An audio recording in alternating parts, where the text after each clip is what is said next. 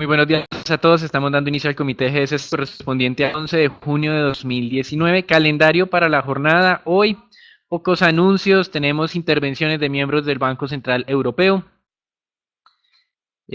Una confianza de sentimiento de los inversionistas, la encuesta de confianza de los inversionistas en Europa con una cifra negativa para el mes de junio. Recuerden lo que hemos venido hablando, ese deterioro sobre la economía europea que ha sido casi que permanente, no es transitorio y debido a eso hemos visto revisiones a la baja en las expectativas de crecimiento. En Estados Unidos se dio a conocer hoy la cifra de inflación al productor.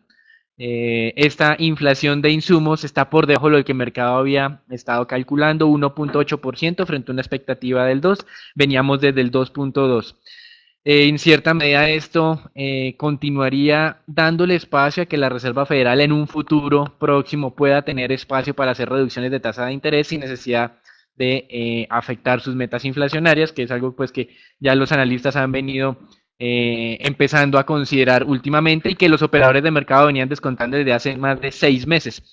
Por otro lado, en Estados Unidos tenemos colocaciones de tesoros a 3 años, un monto cercano a los 38 billones de dólares, y en América Latina se van a conocer cifras en México no muy buenas, donde la producción industrial se contrajo casi 3% frente a una expectativa de contracción de un poco por encima del 2%. Es decir, acá, recuerden lo que mencionamos ayer, Banco Central de Chile sorprendió, recorte de 50 puntos básicos para ver si ayuda a la dinamización de su economía. La semana pasada en Brasil y en México se hablaba de posibles escenarios recesivos para el caso mexicano, sobre todo por lo que tenía que ver con los aranceles o la amenaza arancelaria de Estados Unidos que no se materializó. Ayer la buena noticia era que todo estaba más tranquilo, pero como mencionábamos, continuamos viendo diferentes referencias de analistas diciendo que ya el daño de las amenazas comerciales realizadas por el presidente Trump está hecho, que esta decisión de no imponer los aranceles sobre México no trae demasiada confianza porque el mercado ha entendido que el presidente Trump es muy voluble y en cualquier momento puede cambiar de forma de parecer.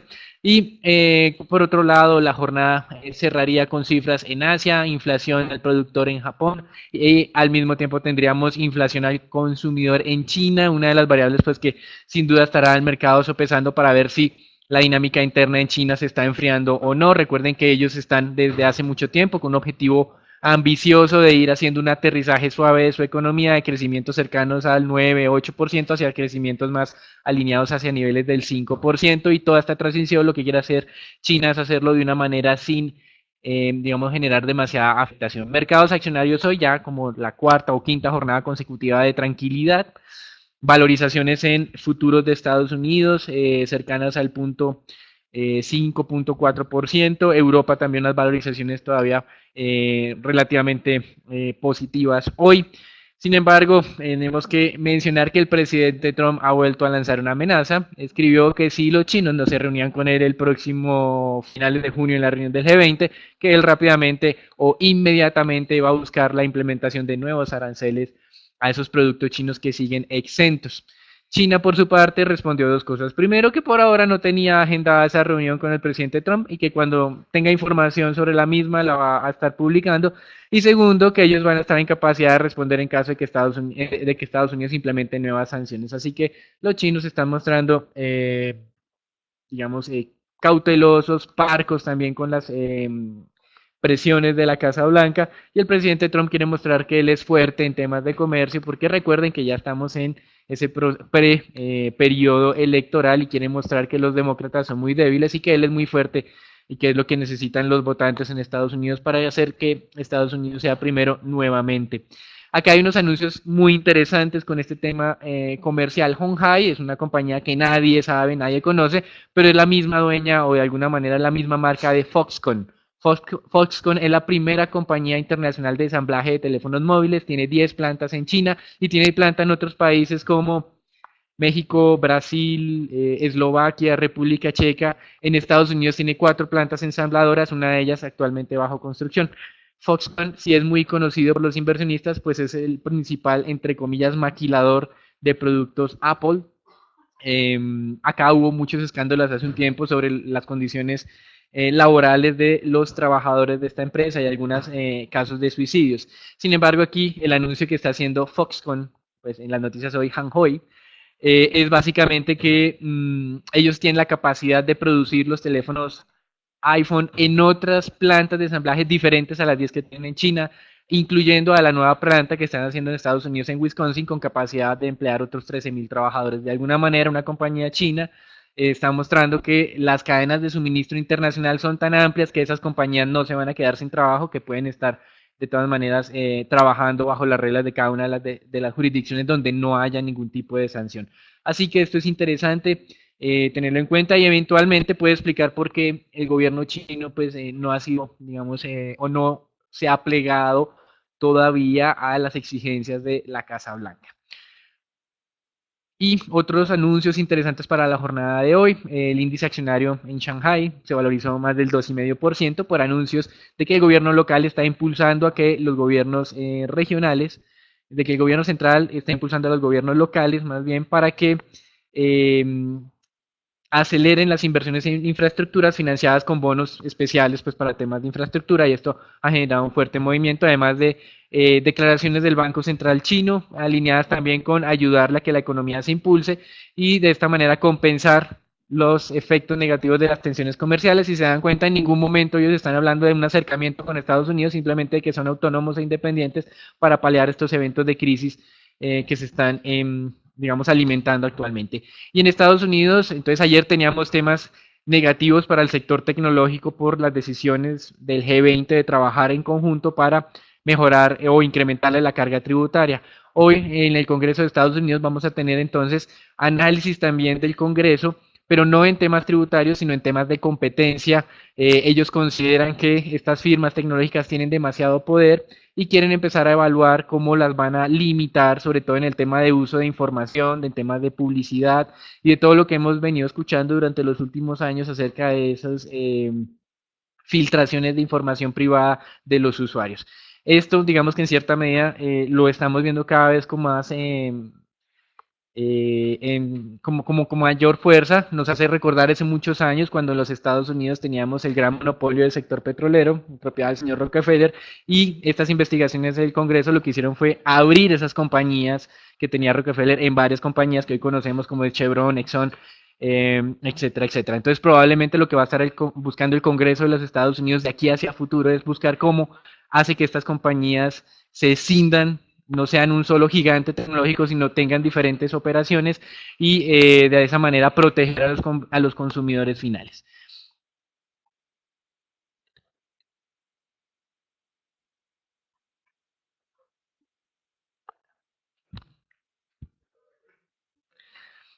Con relación pues al Standard Poor's entonces, desde el punto de vista de tendencia, continuamos alejándonos de ese nivel que nos había preocupado que era los 2.790.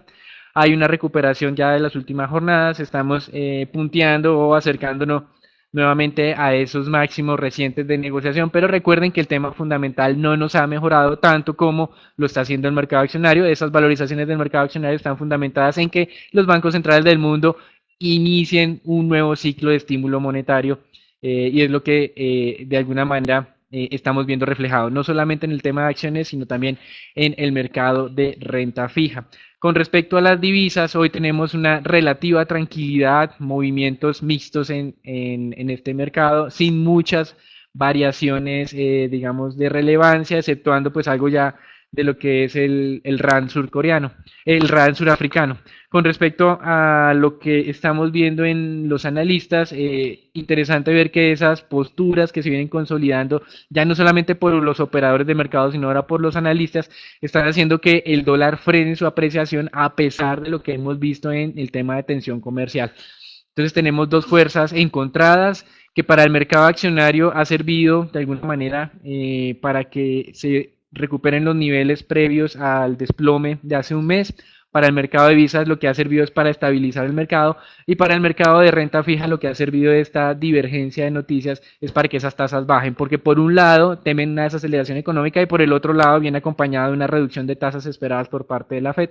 Ambos factores estarían pues obviamente incidiendo en el descenso de tasas En algunos medios se están reproduciendo que a comienzo de año ningún analista había proyectado que las tasas de tesoros a 10 años iban a estar a niveles del 2,10%, sino estaban entre el 2,5% y más exactamente más hacia el 3%. Pues bien, digamos que es un nuevo caso en que los analistas han tenido una alta equivocación o alto error frente a lo que ha venido ocurriendo. En el mercado petrolero estamos viendo cómo poco a poco se consolida la idea de que se extienda el recorte de tasas de interés. Ya vemos el recorte de la producción. Ya vimos cómo los saudíes estaban manifestándose a favor de extender o prolongar este pacto durante la segunda parte del año y eso llevamos más de un mes en esto. Sin embargo, la posición rusa era la posición un poco más ambivalente y los rusos ya manifestaron que van a apoyar este recorte de producción. No lo dicen explícitamente, pero han mencionado que en este momento, a través de su ministro de Finanzas, existe el riesgo de que el precio del petróleo descienda o se desplome por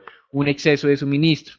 Y por otro lado, el ministro de Energía, el señor Novak, también dice que sería interesante y, digamos, alineado con los intereses de Rusia que la producción o alcanzar algún tipo de recorte de producción para evitar esos escenarios negativos. Así que Rusia se está montando en el bus de Arabia Saudita en este momento, muy probablemente al cierre del mes de junio prolonguen ese recorte de producción. Sin embargo, Goldman Sachs dice que esa reunión no va a ser tan sencilla porque hay altos niveles de incertidumbre acerca de cuál es el nivel de producción que va a balancear el mercado, porque no saben muy bien qué es lo que está ocurriendo con Irán ni lo que está ocurriendo con Venezuela, lo que puede pasar más adelante. Así que de alguna manera esas expectativas de la ampliación en el plan de recorte de producción ha ayudado a estabilizar los precios del petróleo. No están valorizándose mucho en este momento, están muy cerca de los niveles de negociación del día de ayer, pero pues los ha logrado estabilizar.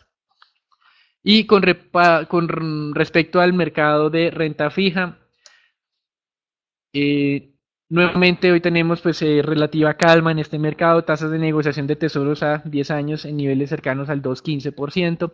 Hoy tenemos subasta de 38 billones de dólares en tesoros a 3 años. Muy interesante una postura que mencionaba Goldman Sachs sobre México. Recuerden que en México estamos viendo cómo todo se ha venido deteriorando y ya Goldman Sachs dice que el Banco Central de México va a tener que iniciar su ciclo bajista de tasas hacia el mes de septiembre. El mercado estaba descontando esto hacia cierre de año, es decir, Goldman Sachs lo está anticipando cerca de 3 meses. Recuerden que el Banco Central de México tiene espacio para ayudar a la economía, pero que no lo había hecho porque los niveles de inflación eran muy altos. Ya esos niveles de inflación han venido descendiendo desde niveles de casi el 7 hasta 4,5% actuales y va a continuar descendiendo de acuerdo a las expectativas de mercado siempre y cuando no tengamos movimientos muy fuertes en el tipo de cambio. Y en el tema italiano parece que la coalición se está sentando para ver cómo evitan esas sanciones que estaría implementando la Comisión Europea. Con respecto a esto, el primer ministro italiano afirmó que el día de ayer estuvieron hasta altas horas de la noche o de la madrugada más bien reunidos para ver alternativas entre la extrema izquierda y la extrema derecha, que son la coalición de gobierno, para evaluar las medidas que tienen que hacer y balancear las finanzas públicas. Sin embargo, es interesante ver que la derecha defiende los recortes de impuestos, la izquierda defiende los incrementos de gastos y que ninguna de las dos fuerzas quiere dar su brazo a torcer para balancear los gastos y los ingresos del gobierno italiano. Así que no se sabe muy bien cómo van a encontrar una solución sin afectar sus principales políticas de campaña y muy probablemente continuaremos viendo este tensionamiento en las relaciones de la coalición de gobierno en Italia. Uno podría pensar que esto no me importa a mí, porque pues Italia no tiene tanta afectación, pero resulta que Italia es la tercera economía de la zona euro. Ya vimos cómo el Reino Unido se salió, que en su momento era la segunda economía de la Unión Europea, pero Italia sí está compartiendo el tema del euro con Francia y con Alemania, así que es muy importante lo que vaya a ocurrir de aquí en adelante con este país, pues pondría en duda nuevamente la supervivencia de la zona euro que hasta el momento ha sido defendida en mayor medida por el aporte de Alemania. Entonces acá el día de hoy estamos viendo relativa estabilidad en todos los mercados, valorizaciones en temas de acciones, sin embargo, desde el lado fundamental, todos esos advertencias de las que hemos hablado durante las últimas semanas se están manteniendo y China no está dando su brazo a torcer aún. Esto es todo por ahora, los dejamos con Edwin y con Raúl para el informe Colombia.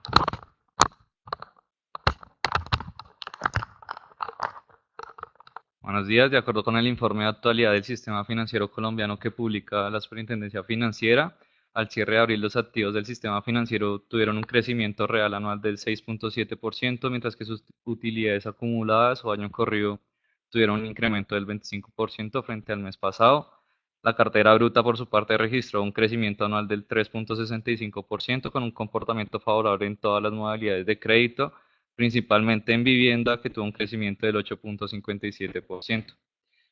Por su parte, la cartera vencida tuvo un incremento de 2.99% anual, por debajo del ritmo de crecimiento de lo que fue el incremento en la cartera bruta. Sin embargo, la brecha mensual se amplió, haciendo que el indicador de calidad se incrementara 9 puntos básicos y se ubicara en 4.9%. Por los lados de los fondos de inversión colectiva, continúan aumentando los recursos administrados y se suma 1.9 billones en lo mensual, teniendo un incremento del 2.3% y un total de 84.3 billones de pesos en el total administrado por los FICs. Por el lado de los fondos de pensiones, el número de afiliados se incrementó alrededor de 1 millón de personas, ubicándose en 22.6 millones de afiliados. Y finalmente, los intermediarios de valores reportaron que en abril los activos fueron de 4.6 billones de pesos, un incremento del 18.9% frente al mes pasado, lo cual se dio principalmente por un mayor saldo en las inversiones y operaciones con derivados. Por su parte, el Banco de la República informó que en el mes de marzo, en el primer trimestre, el saldo de la deuda externa en el país alcanzó un total de 132.700 millones, lo cual equivale a un 41.1% del PIB. De esos 132 mil millones de dólares, el 55% pertenece a deuda pública, mientras que el restante 45% pertenece a deuda privada. Las cifras muestran como tal una estabilidad desde 2016 con respecto a la deuda pública, y el incremento en la deuda total externa se da principalmente en la parte privada. Finalmente, la calificadora de riesgo Moody's pasó a estable desde negativa la perspectiva del sistema bancario colombiano, explicado por un mejor panorama de crecimiento económico, ayudado por el aumento de la inversión privada y el consumo, que compensaría en parte la disminución del gasto público. Sin embargo, ve algunos riesgos en donde el sistema bancario estaría expuesto a préstamos corporativos con problemas y a condiciones de operación volátiles en los mercados de Centroamérica. Eso fue todo por el informe, por las noticias de Colombia. Pasamos con Raúl con las acciones locales. Gracias, Edwin. El Colcap el día de ayer mostró un retroceso, mostraba una valorización en lo corrido de la jornada, pero a cierre de mercado en medio de la subasta de volatilidad, teniendo en cuenta flujos puntuales de un agente, el mercado mostró como tal un retroceso. En cuanto a volúmenes negociados, se negociaron 425.000 millones. Es, Aunque cabe recordar que la mayor parte de esos volúmenes fueron de cartón, que se negociaron 250.000 millones de pesos en medio de la OPA. El día de hoy esperamos que el Colcap podría seguir recuperándose, donde cabe monitorear la resistencia de los 1.500 puntos. Por el lado de noticias, ya diferentes medios empiezan a especular quién sería el nuevo presidente de Avianca. Se habla puntualmente de Anko van der Werf, el cual fue director de ingreso de Aeroméxico y también tiene experiencia de Qatar Airways. También cabe destacar que tiene formación en Harvard. Y también por otro lado, Smurfit Kappa anunció que gastó 295.000 millones de pesos para adquirir alrededor de un 91%, lo cual es decir, que haga una participación total del 97.7% sobre Cartón Colombia, es decir, tan solo el 2.3%, equivalente a un poco más de 2 millones de acciones, son las acciones restantes que no hacen parte de Smurfit Kappa. Por el lado desde el punto de vista técnico, tenemos la acción de preferencial Semargos, donde teniendo en cuenta los bajos volúmenes de negociación del día de ayer, la acción mostró una importante valorización. Cabe destacar que esta valorización se dio en medio de volúmenes donde solo negociaron alrededor de 150 millones de pesos, lo que ha venido cerrando levemente el spread que ha tenido con su especie ordinaria. Desde el punto de vista fundamental, nos mantenemos a la espera de resultados, el cual sería alrededor de la primera semana, la segunda semana del mes de agosto. Y por otra parte, tenemos la acción de Grupo Argos, la cual, teniendo en cuenta el bajo apetito que se ha observado por parte de los agentes por la especie, es decir, el principal comprador ha sido los fondos de pensiones, y estos no pueden seguir aumentando su exposición sobre la especie, teniendo en cuenta el límite al regulatorio del 10%, y como tal no se ha visto interés de los extranjeros en la especie. También las personas naturales se han mantenido relativamente apáticas sobre el Grupo Argos. Eso como tal ha generado son presiones hacia la baja sobre la especie. La jornada de ayer cayó cerca de un 4% a su ver. Por el lado de resultados, esperamos resultados positivos, pero teniendo en cuenta la lenta recuperación de la economía local, ha venido opacando como tal esa recuperación desde el punto de vista financiero de la holding.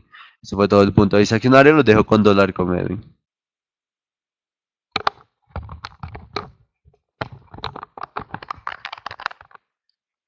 Ya es el tercer día en donde el peso colombiano registra apreciaciones con respecto al dólar. La tasa de cambio se ubicó en 3.259 pesos por dólar, cayendo así 0.28%, con un monto de negociación de 807 millones de dólares, un monto por debajo de lo que se negocia normalmente, o lo que es la media del año de alrededor de 1.050 millones de dólares. Técnicamente continuamos observando un posible cambio de tendencia a la baja, o mayores apreciaciones como tal de la divisa local, lo cual deberíamos confirmar en las siguientes jornadas con mayores volumen, con mayor monto de volumen. Con respecto a renta fija local, los TES continúan valorizándose. En esta ocasión tuvieron una gran valorización de alrededor de 7.63 básicos, un movimiento lateral en donde toda la parte de la curva se valorizó. La curva denominada C9R también lo hizo, alrededor de 4.08 básicos, siguiendo lo que fue la denominada en pesos. Los TES a 2024 cerraron en 5.43% y se acercan cada vez más a ese 5% como tal, como ese dato psicológico, por así decirlo. Mientras que los TES a 10 años terminaron el día en 6.17%, también viéndose valorizado alrededor de 6 básicos.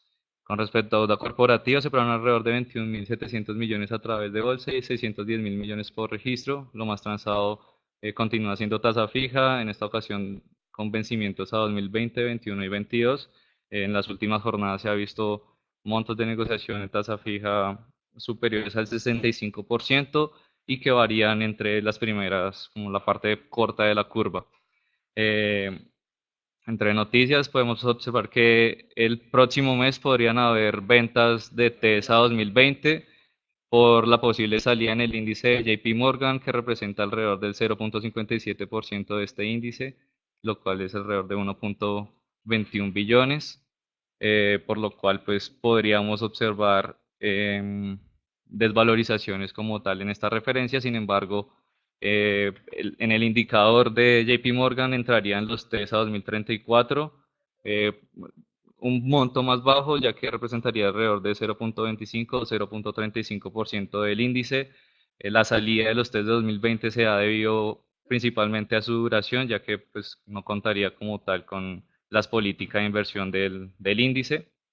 Y por otro lado, con respecto a tenedores de TES, en el mes de mayo los fondos de pensiones y los bancos fueron los mayores compradores de deuda pública, con alrededor de 1.5 billones en cada uno. En total, las compras de TES aumentaron alrededor de 5.4 billones, en donde casi no hubo agentes vendedores, y posiblemente pues con la valorización también tuvieron ahí como ganancias todos los agentes en general. Hasta aquí el informe de hoy. Los esperamos mañana con un nuevo comité y les recordamos que nos sigan en nuestras redes sociales para mantenerse informados acerca de los movimientos del mercado de capitales. Muchas gracias.